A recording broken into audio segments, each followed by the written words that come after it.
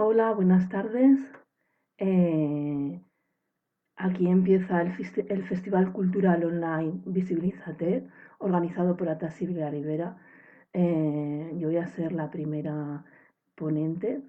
Quiero agradecer la invitación a Ata, porque seguramente si no me hubiesen invitado nunca me hubiera atrevido a hacer este tipo de presentación online. Es toda una novedad. Eh, Espero saber hacerlo bien. Es la primera vez y bueno, el activismo sirve también para estas cosas, ¿no? A veces acabas haciendo cosas que nunca te hubieses imaginado. Bueno, voy a empezar presentándome. Soy Natalia Ventín, soy la presidenta de Euforia, Familias Transaliadas.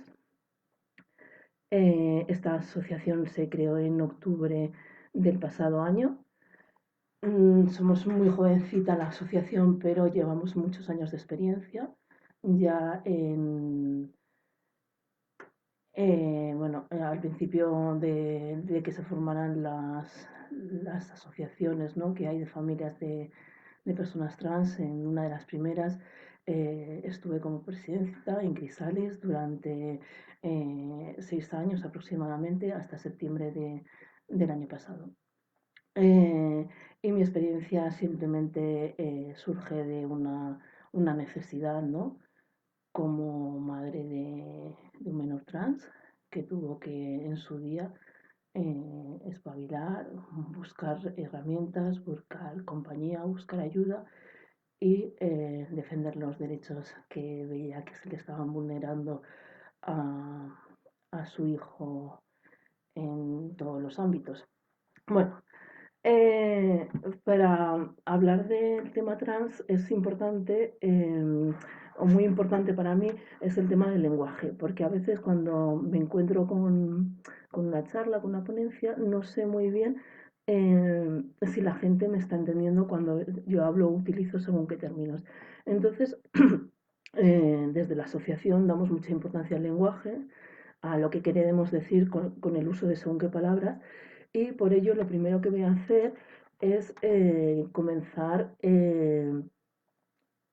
dando algunas palabras y sus significados, ¿no? Comentando el significado que damos a algunas palabras. Cuando se habla del tema trans, muchas veces la gente no sabe si nos referimos a un tema de expresión de género, a un tema de identidad, a un tema de orientación sexual, todavía se sigue confundiendo. Entonces, pues me gustaría hacer, bueno, definir un poco eh, estos tres nombres, estas tres realidades, para que se vean las diferencias y que, aunque sí que hay una vinculación entre las tres, una no condiciona a las otras. Entonces, bueno, me gustaría empezar por la orientación sexual. La orientación sexual tiene que ver con lo erótico afectivo, con lo que nos despierta pulsiones y hacia quién van dirigidas estas pulsiones. Allí tenemos etiquetas como puede ser pues heterosexual, homosexual, pansexual. Estaba mirando porque estoy viendo los comentarios y como no tengo mucha costumbre de, de ver de ver los comentarios y de ver lo que estáis diciendo, pues estaba un poco aquí observando. Entonces me he despistado un poco. Bueno, seguíamos, empezado por la orientación sexual, que hemos quedado que es una pulsión, dijéramos, es lo que siento yo hacia otra persona, ¿no? Y cuál es la identidad sexual de esa persona, ¿no? Si tiene mi misma identidad sexual, pues sería una orientación homosexual. Y como he dicho, pues hay diferentes etiquetas, hay muchísimas porque el mundo es muy diverso y las necesidades que tenemos la gente de etiquetarnos y de nombrar lo que nos ocurre es muy grande, y entonces pues vamos poniendo pequeñas etiquetas para aclarar matices. La identidad sexual sería la identidad que sentimos como propia. Generalmente, cuando nacemos nos clasifican como hombre, como mujer, pero también podemos sentirnos como las dos cosas, como ninguna o de cualquier otra forma que se nos ocurra o que sintamos para definirnos. Realmente las etiquetas tienen que servirnos, tienen que ser útiles. Una etiqueta que no me sirve no me va a ayudar en nada. Y en tercer lugar, podemos hablar de la expresión de género. La expresión de género tiene que ver con cómo nos expresamos hacia el mundo, ¿no? Cuál es nuestra forma de expresar quiénes somos. Y dentro de esa expresión podemos estar dando significados como eh, quién, qué tipo de relación. Es un sistema de comunicación, en definitiva, ¿no? Entonces estamos dando pistas de quién nos puede gustar, o según nuestra forma de vestir, según las palabras que utilicemos, según los entornos sociales en los que nos movamos. Bueno, son un montón de pequeñas señales, ¿no? Bueno, de pequeñas señales o grandes, porque está desde cómo nos vestimos a otro tipo de los gustos que tenemos pues en cualquier ámbito. Entonces, esto entraría dentro de la expresión, ¿no? De género. Como vemos, es importante distinguirlos. Muchas veces las personas que son ajenas a este mundo piensan que el tema de la orientación está directamente vinculado con el tema de la identidad y que una persona trans, ser trans es un tema de orientación, no de identidad. Ser trans es sentirse de una determinada forma e identificarse de una determinada forma. No tiene que ver con las pulsiones sexuales que sientas hacia otras personas. Por eso es muy importante saber esto porque luego también si no tienes claro cuál es esta definición, acabas confundiendo también con el tema que es de la edad, ¿no? Esta persona es demasiado joven para saber cuál es su orientación sexual, pero si no estamos hablando de orientación, sino para saber quién se es, nunca se es demasiado joven.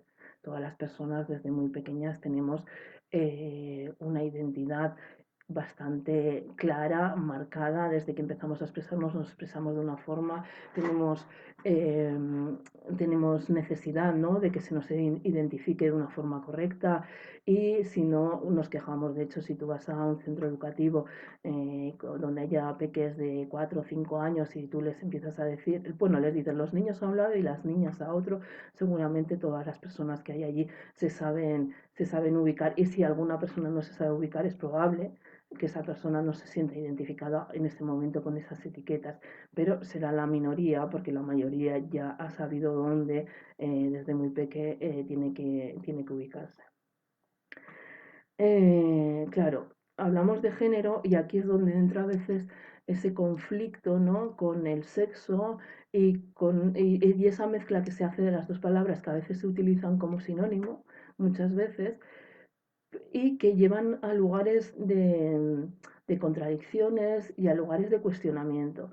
Nosotras entendemos el género como una división, ¿no? Social dicotómica, contrapuesta entre hombres y mujeres, donde la construcción, ¿no? De ese género se basa en adjudicar diferentes roles, eh, diferentes pues, formas de vestir, diferentes actitudes, diferentes profesiones, según tengas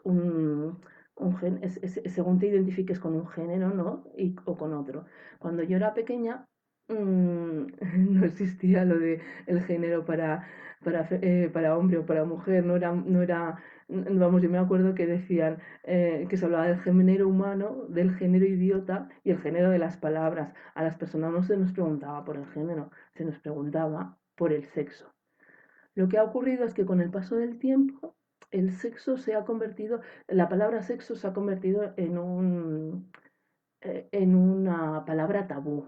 Por eso cuando utilizamos la palabra transexual, muchas veces nos dicen, pero ¿cómo utilizas esa palabra? Utiliza una palabra, a mí en estos años de activismo me lo ha dicho mucha gente, utiliza una palabra que no aparezca sexo porque eso crea rechazo, crea malas interpretaciones.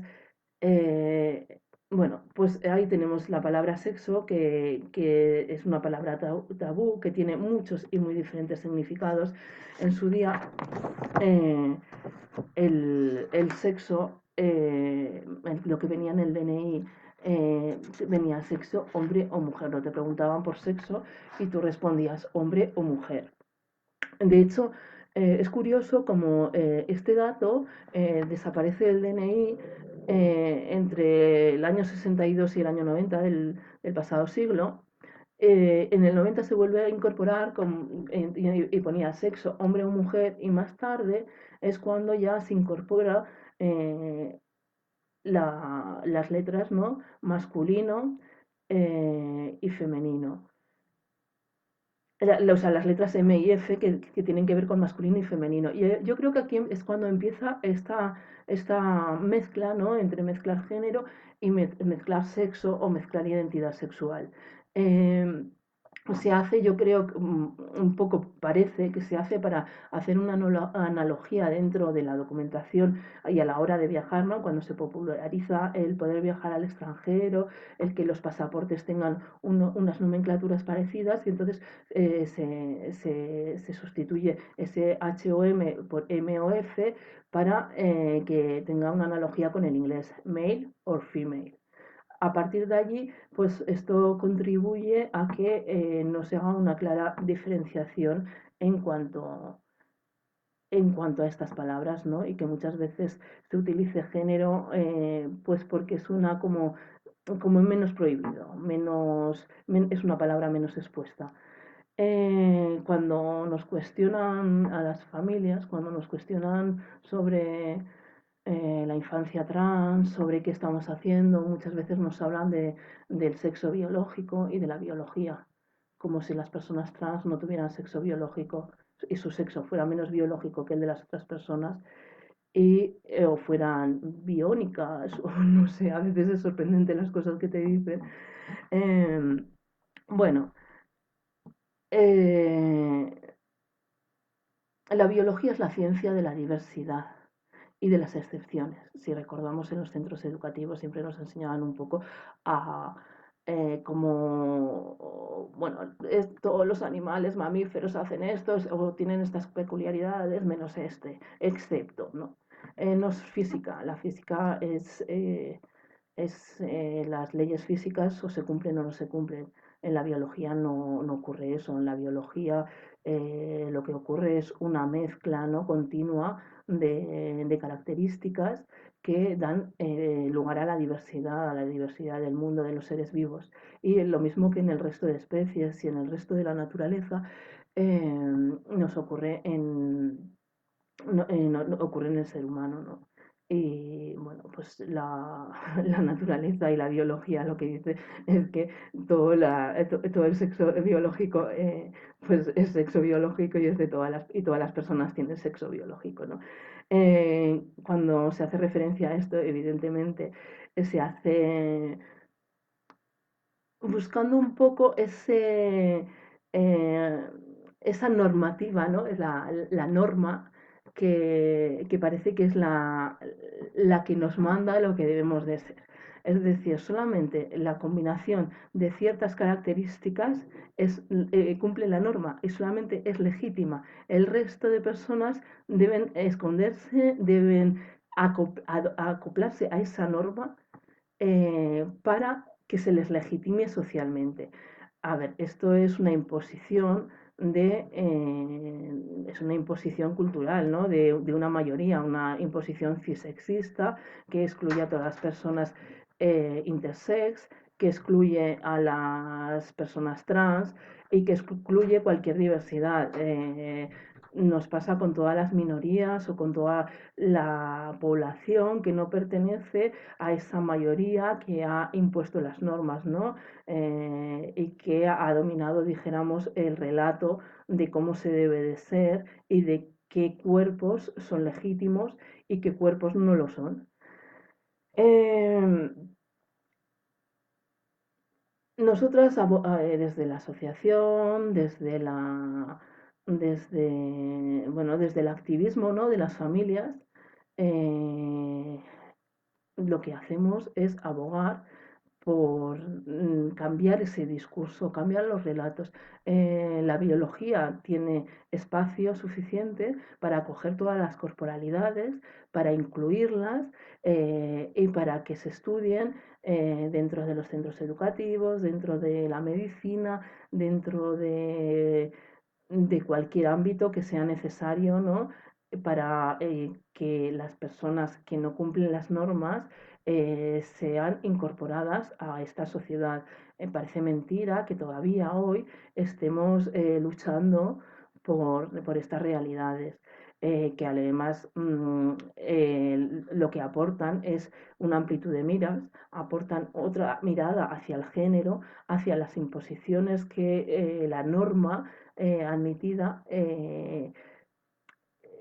impone a las personas, a todas las personas, ¿no? Entonces, bueno, pues yo creo que es muy importante reflexionar sobre esto y que nos demos cuenta que la lucha por la incorporación total en la sociedad de las personas trans es una lucha que conlleva el respeto, ¿no? A todas las diversidades, a todas las formas de expresión, a todas las formas de identificarse, a todas las orientaciones.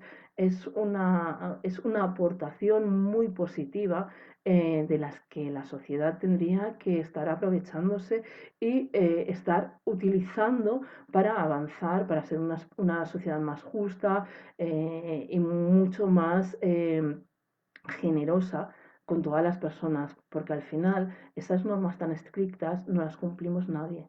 Si miramos los parámetros en los que deberíamos movernos según esas normas, las mujeres y los hombres, me acuerdo de un libro que, lástima que no puedo o no sé poner aquí imágenes combinadas, hay un libro, ¿no?, de un médico que durante la dictadura escribía pues tratados de familia y bueno, pondré luego en los comentarios una imagen de este libro en el que venían como, bueno, como patologizaban las diferentes identidades teniendo en cuenta, pues, por ejemplo, temas tan absurdos como que una mujer tuviera las manos grandes o la voz ronca o que tuviera tendencia a mandar.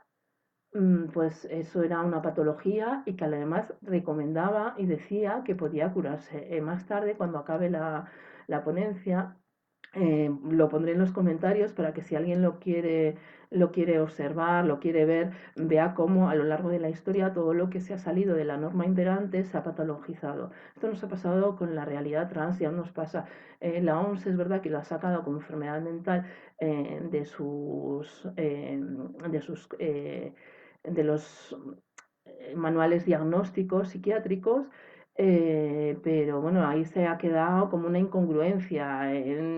La ha sacado pero a medias. Es verdad que tiene que ver mucho la sanidad en países que no tienen dentro de sus recursos, bueno, pues la asistencia sanitaria universal, que se funciona por seguros, que de alguna manera tiene que estar definido por la OMS porque si no los seguros no incluyen o la sanidad no puede incluir esas atenciones, pero aun teniendo en cuenta esto, bueno, pues sabemos que la patologización de las identidades trans sigue vigente y que es una lucha constante la que tenemos que hacer desde las familias y desde las personas trans, por supuesto, mucho más, para que poder conseguir que las personas trans no sean patologizadas y no sean tratadas bueno, como personas subordinadas, porque no patologizan, lo que te están haciendo es disminuir tu capacidad de decisión, tus capacidades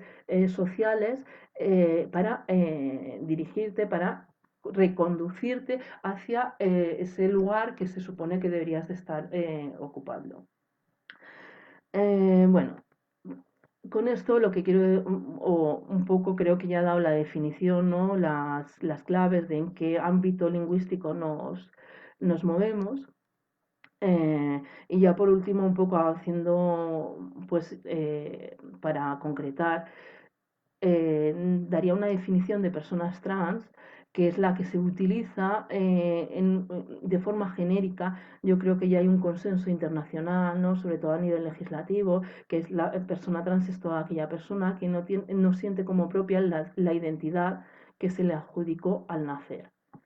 Con esto puede ser que haya personas que sean trans y que en momentos dados de su vida sí que se identifiquen con esa identidad, pero no totalmente o no en todos los momentos, y que otras personas que en ningún momento se han identificado con esa, ni se identifican con esa identidad adjudicada al nacer, que te la escriben y que luego resulta muy complejo en casi todos los países, por no decir, vamos, en todos, aun en los que es fácil, es muy difícil el cambiar ese registro civil, esa identificación, ¿no? Que te hacen al nacer terceras personas y que te condiciona la vida continuamente.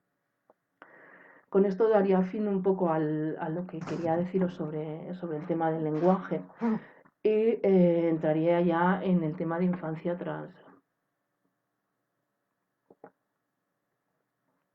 La infancia trans está ligada directamente a las familias. Es verdad que la edad adulta también, que es mejor tener familia que no tenerla, que es mejor tener familia que te apoye que no tenerla. Es decir, en la familia entendida como ese entorno social donde te protegen, donde te respetan, donde se te quiere, donde se te apoya, pues es importante para todas las personas, pero más en la infancia, donde tienes un nivel de autonomía bastante limitado. Eh, las familias como núcleo de apoyo deberían de ofrecer a la infancia amor y respeto incondicional, no solamente a la infancia trans, a toda la infancia. Eh, Espacios seguros, espacios donde se pudiera decir lo que sientes, cómo te sientes. Lamentablemente, la mayor parte de las familias tenemos una mirada de partida adultocéntrica. No se hace con mala intención, pero sí que es cierto que siempre pensamos que sabemos mejor qué es lo que conviene a la infancia que tenemos en casa, ¿no? A esas niñas, niños, niñas, que que las propias personas interesadas. Muchas veces no escuchamos. Es muy importante desde las familias la escucha activa, el entender que las personas pequeñas no tienen el manejo del lenguaje verbal que tenemos las personas mayores, que no van a hacernos una ponencia para explicarnos cuál es su realidad, que muchas veces se comunican de otras formas, a través de los juegos, a través de los roles, a través de los cuentos, a través de cómo se comportan, de las actitudes. Esto es muy importante el que seamos capaces de entenderlo y de podernos desviar un poco de esa mirada adultocéntrica para poder dejarles un espacio, ¿no? de expresarse y de que lo que expresan tenga importancia, tenga relevancia para las familias. Los principales entornos de socialización de la infancia son la familia cercana, a veces también la familia extensa, hay algunos entornos donde la familia extensa es importante. En los entornos rurales quizás también es importante el resto de las personas que componen esos entornos, ¿no? El colectivo del entorno rural. Pero también es muy importante el centro educativo, pasan muchas horas en los centros educativos. También los entornos deportivos, si practican deporte, o los entornos de las extraescolares, si las practican, si hay extraescolares, ¿no? Esos espacios donde se supone que, o los espacios de juego, si tienen la fortuna de tener espacios de juego libre, donde se relacionan de una forma, dijéramos, más distendida, menos controlada.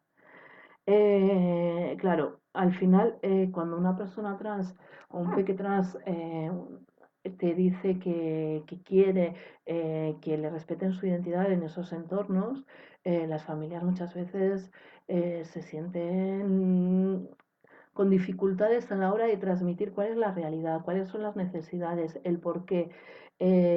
Entienden que es posible que les aparezcan cuestionamientos. Muchas veces en estos entornos se nos cuestiona a las madres principalmente, porque, bueno, porque igual se nos acusa de ser permisivas, de no saber gestionar la educación. Bueno, por cuestiones culturales machistas, se nos culpa a las madres de que no seamos buenas guías para que esas personas lleven una cumplan las expectativas sociales. En realidad es eso, que no cumplen las expectativas sociales. Entendemos que hay también, dentro de todo eso que decía, hay una diferencia entre los entornos urbanos y los entornos rurales, que no tiene por qué ser ni mejor ni peor. Es verdad que se dan algunas diferencias, la experiencia nos dice que no es peor un entorno rural para hacer un tránsito a un entorno urbano, que depende mucho de la forma, bueno, las personas somos diversas y a veces los entornos rurales que en principio podrían parecer como más difíciles, se convierten en entornos aliados, en entornos seguros donde todo el colectivo se preocupa por esa persona. Sin embargo, las ciudades, ser una persona anónima, pues a veces te da también cierto espacio, ¿no? De poder expresarte sin que te importe, porque no hay nadie cerca que te conozca, ni que vaya a juzgarte, ni que te importe para nada su opinión. Bueno, son algunas de las diferencias que encontramos en los entornos de socialización. Nosotros recomendamos cuando alguien quiere hacer un tránsito, cuando hay una persona que en su infancia, ¿no?, anuncia que es una persona trans o que quiere experimentar, que su identidad, cuestiona su identidad, siempre recomendamos la formación, ¿no?, la información del entorno, eh, respetar los tiempos de la persona. Es muy importante el tema de los círculos de confianza, el poder tener estrategias que garanticen espacios seguros. Hay veces que cuando alguien nos consulta o cuando alguien pregunta cómo hacerlo, vamos, en muchas experiencias mucha gente te dice, no, no, mi amor es incondicional y el respeto es incondicional, pero ¿por qué lo hace ahora? Pero le respeto, pero que haga lo que quiera, que se apañe. Yo no le voy a decir que no, eso no es respetarle, eso es permitirle o no ponerle trabas tú personalmente, pero tampoco apoyarle para que esa persona pueda expresar quién es. Una persona de 6 años o de 14, incluso de 20, a veces necesita que la familia esté detrás, que no que le respete en no te voy a decir nada verbalmente, aunque te sigo juzgando con las miradas, aunque resoplo y lloro, aunque no te acompaño a hacer ese papel que es tan importante para ti. No, el respeto y el apoyo, el amor incondicional pasa por la generosidad, ¿no? De dejar a un lado nuestras expectativas. Hay que hacer un proceso importante de construcción, ¿no? Primero de reconocimiento interno de cuáles son las cosas que nos están impidiendo o que nos ponen barreras para poder ayudar en todo lo necesario. Es un proceso personal que para mí me parece súper enriquecedor. A mí una de las cosas que creo que es un regalo es que toda la vivencia de mi hijo y toda la vivencia que desde el activismo he tenido me ha permitido cuestionarme muchas de mis creencias, de mis expectativas, de mis construcciones adquiridas, ¿no? De mis estructuras adquiridas, estructuras mentales me refiero, y poner las patas arriba y darme cuenta de que las cosas no siempre son lo que parecen, de que la realidad va mucho más allá, de que lo que nos dicen en una época vamos, impepinable, que es así, resulta que ves que a lo largo de la historia eso cambia y que a ti ahora mismo esto no te sirve. Es un poco lo que os decía antes con el relato de la biología, ¿no?, del ser humano, y cómo parece que eso se antepone, es un relato, la biología es la misma. Quienes decidimos cómo relatamos las cosas, qué nombres les ponemos, somos las personas. Y eso se puede cambiar para que tú como madre puedas hacer, o yo como madre pueda dar un espacio, ¿no?, de seguridad y y un acompañamiento a mi hijo, y para que otras personas hagan lo mismo en su familia, ¿no? Entonces, bueno, pues súper importante el tema del respeto incondicional, del amor con generosidad, ¿no? De proporcionar esos espacios seguros, trabajando y muchas veces somos las familias las que tenemos que ir al centro educativo y hablar con el equipo directivo, hablar con las personas responsables de los, pues no sé, de los servicios extraescolares o de la orientación, ¿no? Y exponernos, y a veces nos van a cuestionar y tenemos que aprendernos bueno, tendremos que aprender cuáles son las respuestas, porque las preguntas son siempre las mismas, los prejuicios son siempre los mismos, entonces tendremos que aprender a dar esas respuestas, a que también tenemos que aprender a transmitir que da igual, que no hace falta entenderlo. No, la gente no tiene ninguna necesidad de entender a las personas trans. No tienen ninguna necesidad. Pueden entenderlas o no. Yo creo que hay gente que nunca las va a entender, pero eso no quita a que las respete. A que las respete, y aunque no entienda, yo no entiendo por qué al darle a un interruptor se enciende la luz, no sé cuál es el proceso, pero no por eso daño la conducción eléctrica ni la bombilla. Pues lo mismo, hay que respetar las cosas, no las entendemos todas, pero hay que respetarlas. Y eso sí que hay que transmitir, ¿no? El respeto a las cosas también que no entendemos, eh, el respeto a los tiempos de las personas. También como familias lo que no podemos hacer es pretender que, que sean las personas trans las que se adapten a nosotras. Es decir, a veces la persona dice, bueno, estoy experimentando, no lo tengo claro, creo que esto es así, pero ahora me da vergüenza, o ahora no creo que sea el momento porque no tengo un estado anímico que me acompañe para hacerlo público, para hacer un tránsito social. Entonces,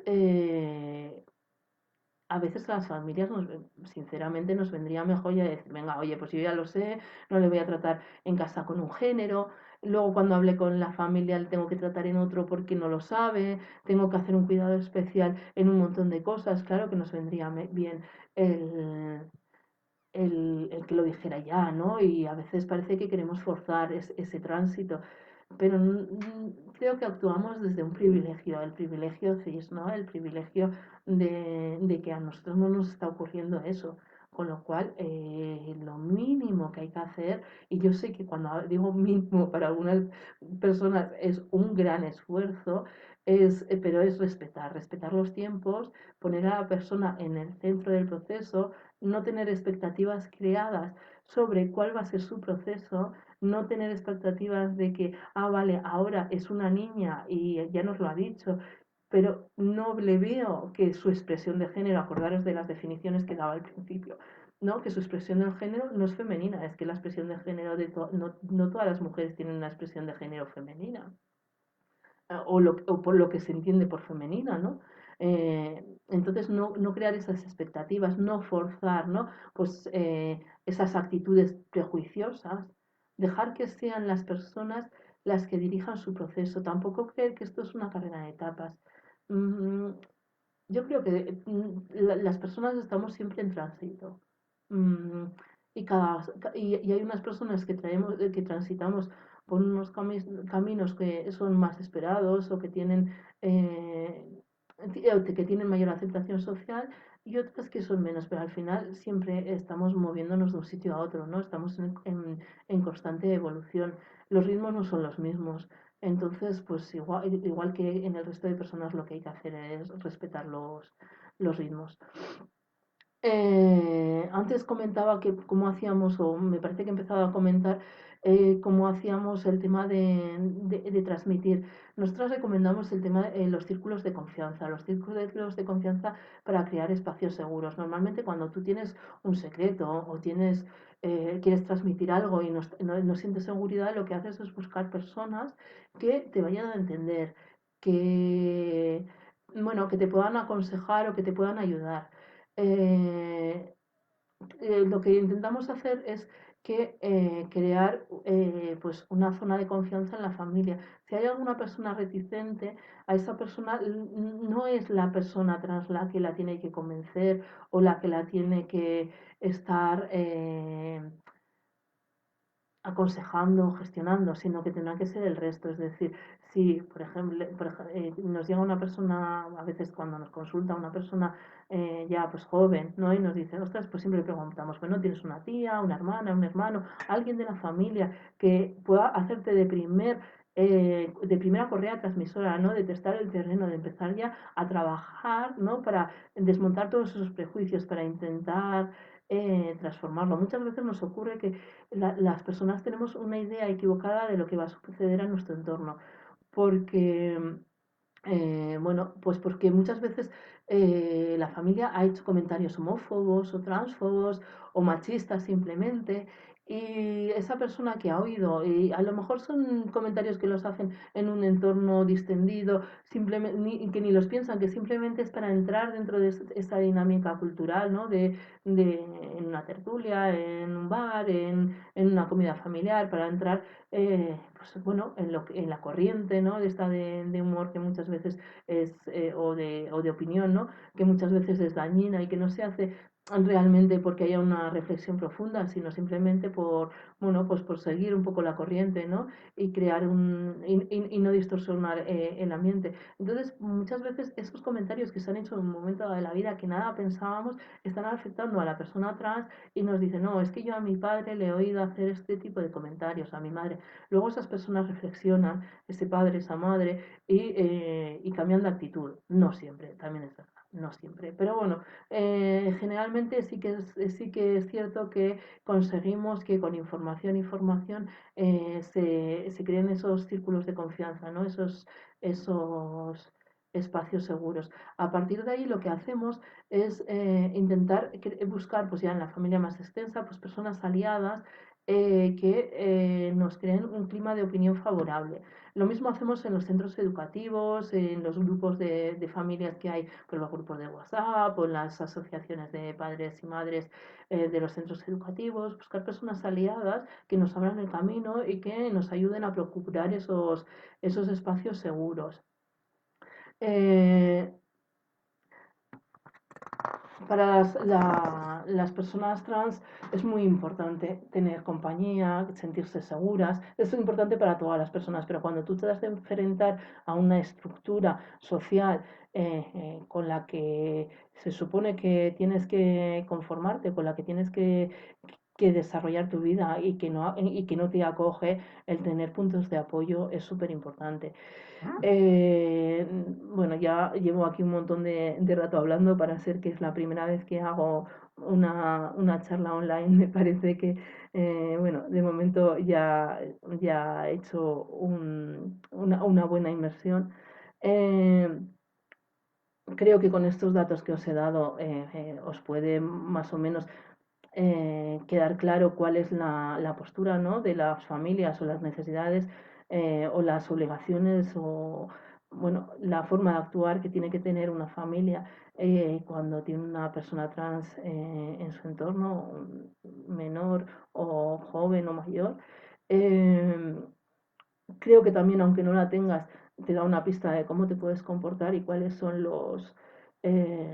las actitudes que puedes tener para ayudar a estas personas, ¿no? Para hacerles la vida un poco más fácil o por lo menos eh, para no hacérsela difícil.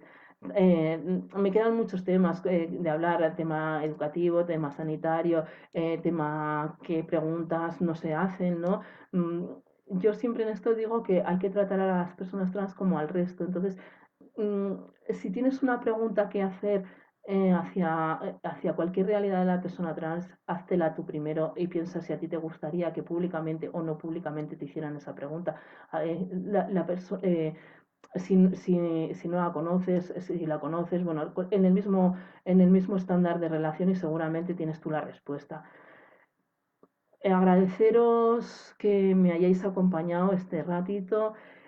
Os quiero recomendar la guía de acompañamiento respetuoso que tenemos publicada la asociación Euforia, Familias Trans Aliadas. Tenéis aquí detrás nuestro logo con el... Eh, con el mismo nombre está la página web, euforia.org.es. Y ahí tenéis la guía de acompañamiento, que creo que es muy interesante, os la recomiendo. También colgaré, bueno, no sé si me deja Facebook colgar o pondré el link en los comentarios. Quiero, por último, agradecer a Ata que me diera esta oportunidad y que me haya pegado el empujoncito, ¿no? Para poder hacer esto, porque si no, seguramente no lo hubiese hecho y creo que mm, es importante que a veces entre el activismo, ¿no? Nos empujemos un poco para, o nos retemos, ¿no? Para hacer cosas porque realmente el ambiente social que hay y el ambiente político, el retroceso en el tema de derechos personales, de derechos humanos, ¿no? De libertades personales, pues nos hace temer que vamos a tener unos tiempos complicados en cuanto al tema de la defensa de las libertades de las personas trans. Y por último, recordaros que dentro de un ratito os quedan unos 20-15 minutos. Estará Eugenie Rodríguez desde su página de Facebook haciendo una charla que es una persona muy interesante y os recomiendo que paséis esta tarde de confinamiento pues escuchando sobre el tema porque os aseguro que aprendéis un montón. Muchísimas gracias por todo y nos vemos.